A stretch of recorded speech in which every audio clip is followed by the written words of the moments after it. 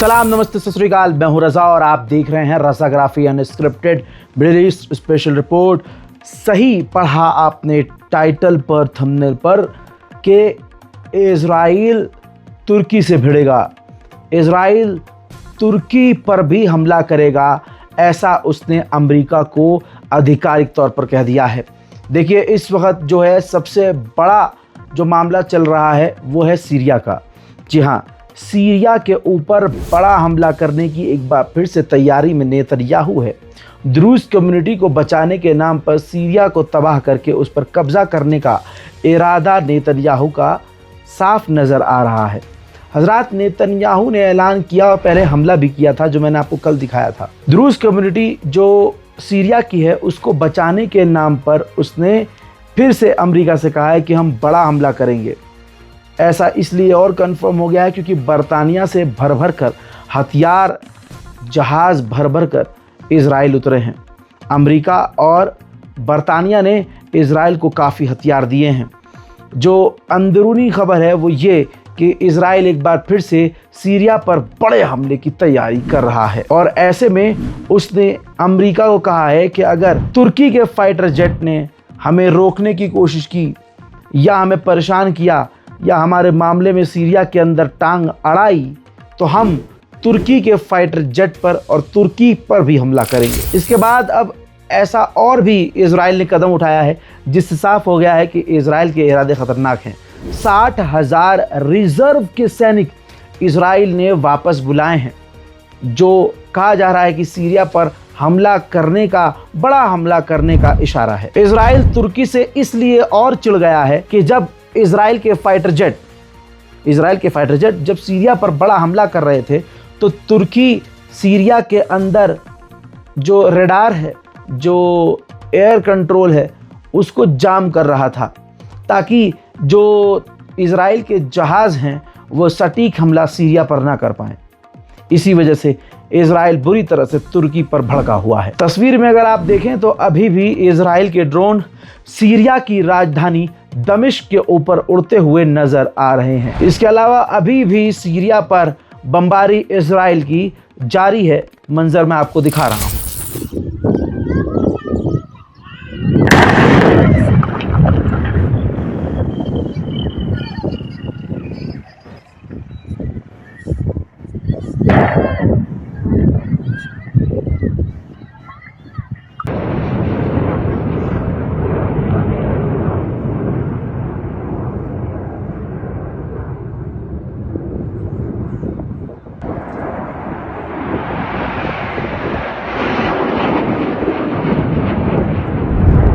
वहीं इसी दौरान रशिया के फाइटर जेट भी, तस्वीर देखिए, रशिया के फाइटर जेट भी सीरिया में उड़ते हुए नज़र आ रहे हैं। 3 देश यहाँ मौजूद हैं, 3 से 4 देश, और बेड़ा गर्क सिर्फ और सिर्फ सीरिया के आम लोगों का हो रहा है। वहीं तस्वीर देखिए, सीरिया के एयर डिफेंस सिस्टम को, जो सीरिया का एयर डिफेंस सिस्टम था, उसको इज़राइल ने तबाह कर दिया है। वहीं सीरिया के अंदर इज़राइल ने और फौज तैनात कर दी है। इज़राइल अब द्रूज़ कम्युनिटी की मदद करते करते अब द्रूज़ कम्युनिटी को हथियार भी भेज रहा है। उधर लेबनान के विदेश मंत्री ने भी फिलिस्तीनियों को औकात अपनी दिखा दी है। उन्होंने कहा कि हमारी सरजमीन पर जो फ़िलिस्तीनी रेफ्यूजीज़ हैं उनको हथियार उठाने का, हथियार हासिल करने का कोई अधिकार नहीं है।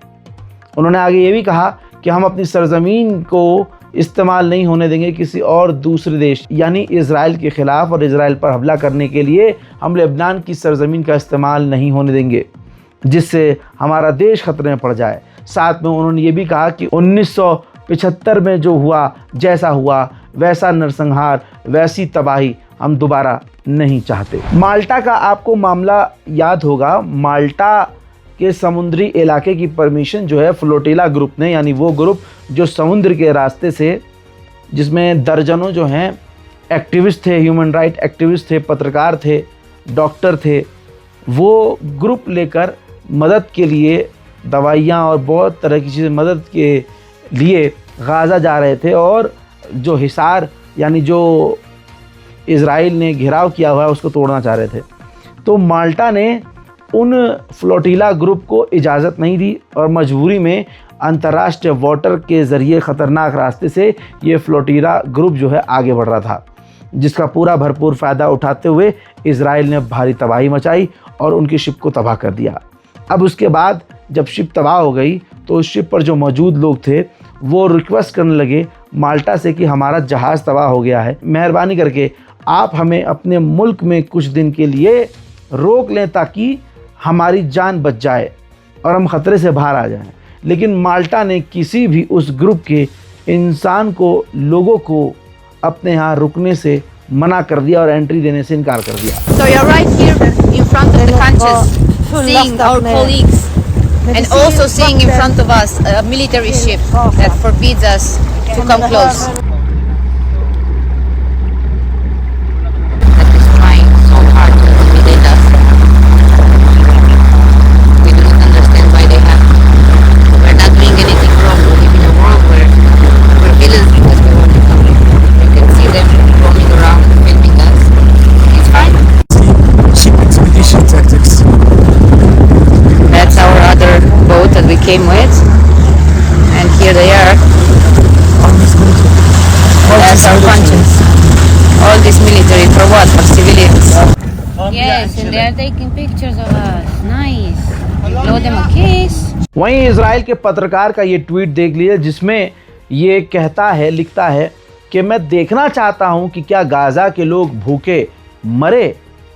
देखिए दोस्तों, ये इजराइल के यहूदियों की सोच है। गज़ा के अंदर बुरा हाल है, मदद 60 दिन से रोकी हुई है। तस्वीर आपके सामने, जहाँ जहाँ जो लोकल लोग हैं, कोई संस्था वाले हैं, वो जैसे तैसे खाना बनाकर बांटने की कोशिश कर रहे हैं, लेकिन जिस तरह की भीड़ आप देख रहे हैं इससे आप समझ सकते हैं कि हाल कितना बुरा है। बड़े सुकून से आप खाना खा रहे हैं और खाना खाते में भी बहुत लोगों के नखरे होते हैं, ये नहीं खाऊंगा और वो नहीं खाऊंगा और अभी नहीं खाऊं। हज़रात ज़रा इस तस्वीर को देख लीजिए, जिगर फट जाएगा।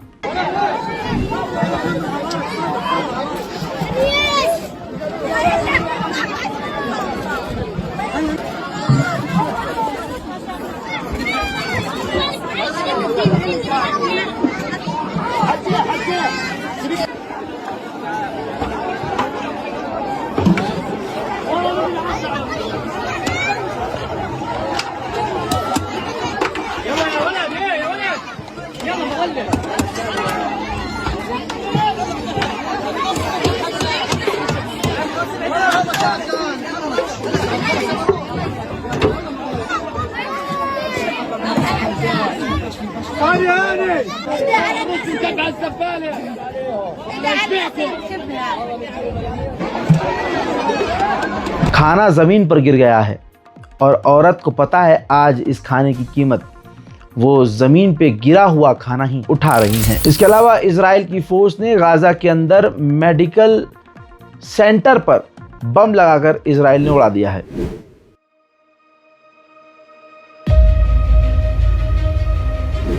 वहीं प्रधानमंत्री नेतन्याहू ने भी गाज़ा के अंदर हमलों को बढ़ाने का इशारा कर दिया है, अप्रूवल दे दिया है। आप खामोश रहिए, सऊदी अरब तो बिक ही गया है और हम भी अपना ज़मीर बेच चुके हैं। पिछले 24 घंटे में इजराइल ने 77 से ज़्यादा फिलिस्तीनियों का कत्लेआम कर दिया है। वहीं दूसरी तरफ रिपोर्ट ये आ रही है कि भूख की वजह से 53 से 54 फिलिस्तीनी मारे गए हैं। वहीं नेतन्याहू जो है अज़रबैजान जाने वाले थे, मैंने आपको परसों बताया था, लेकिन इजराइल ने पता नहीं क्या नोटिस किया और क्या उसको इनपुट्स मिले कि अज़रबैजान के दौरे को नेतन्याहू ने रद्द कर दिया।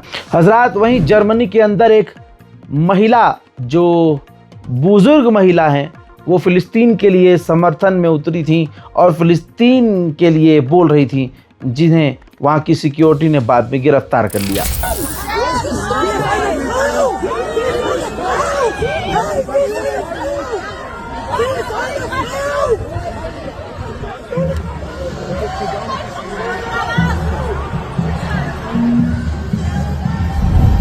इजराइल इतनी खतरनाक बमबारी कर रहा है, जिगर फट जाएगा। ज़रा इस तस्वीर को देखिए, एक बच्चा मलबे के अंदर, इसके घर का मलबा है, अपने घर वालों को तलाश रहा है। सब के सब इस मलबे में दोस्तों दब चुके हैं। हस्बी अल्लाह व निअमल वकील। उधर यूएन ने आधिकारिक तौर पर कहा है कि इजराइल के हमलों की वजह से गाजा के जो बच्चे हैं वो भी टूट रहे हैं और उनकी मेंटल स्थिति भी बेकार हो रही है। We are breaking the bodies and the minds of the children of Gaza. We are starving the children of Gaza. Because if we don't do something about it, we are complicit in what is happening before our very eyes. We are complicit. We are causing this. You, us, and everyone who does nothing about it. This just has to stop. Any right-thinking human being will stand up and say this just must stop. And doctor, as a doctor, उधर Israel के settlers, ये तस्वीर देख लीजिए, Israel के settlers फिलिस्तीनियों के गढ़ में आकर घूम रहे हैं, फिर रहे हैं। दोस्तों, ये साइकोलॉजिकल वॉर है, इसमें सारी चीज़ों को गहराई से समझना पड़ेगा। हजरात, बरतानिया ने यानी ब्रिटेन ने इजराइल को भर भर कर कई सारे जहाज कार्गो के भर कर हथियार भेजे। अब नेतन्याहू कुछ भी कर ले, पूरी दुनिया में आप ढोल पीट कर इजराइल की तारीफ करें और अंधभक्तों के पापा का ये फेवरेट आदमी फिर भी पूरी दुनिया में जलील हो गया है। कल तक जो नेतन्याहू का इजरायली सपोर्ट करते थे, आज इजराइल के अंदर इजराइल के प्रधानमंत्री के खिलाफ प्रदर्शन कर रहे हैं यहूदी लोग। देख लीजिए।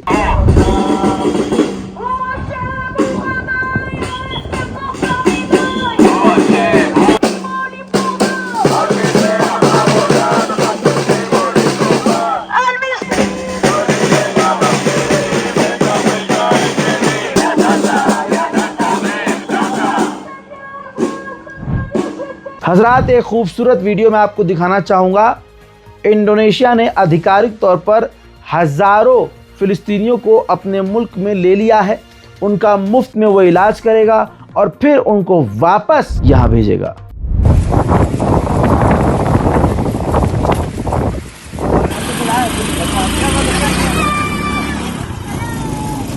حصرونا قعدنا 3 ايام بدون ميه بدون اكل بدون شرب. عندنا اطفال 3 توأم مش عارفين ندبر لهم ميه للشرب عشان الحليب.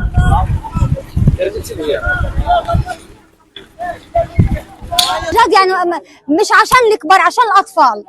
يعني خافوا تلمسوا، مش عارفه ايش بدهم اكثر من مجاعه هناك، يعني وضع سيء। हज़रात मोहतरम, मिडिल ईस्ट स्पेशल रिपोर्ट में इतना ही। मैं हूँ रज़ा और आप देख रहे थे रज़ाग्राफी unscripted live from Gulmarg, Kashmir. उम्मीद करूँगा कि इस रिपोर्ट को शेयर ज़रूर करेंगे आप लोग। जय हिंद।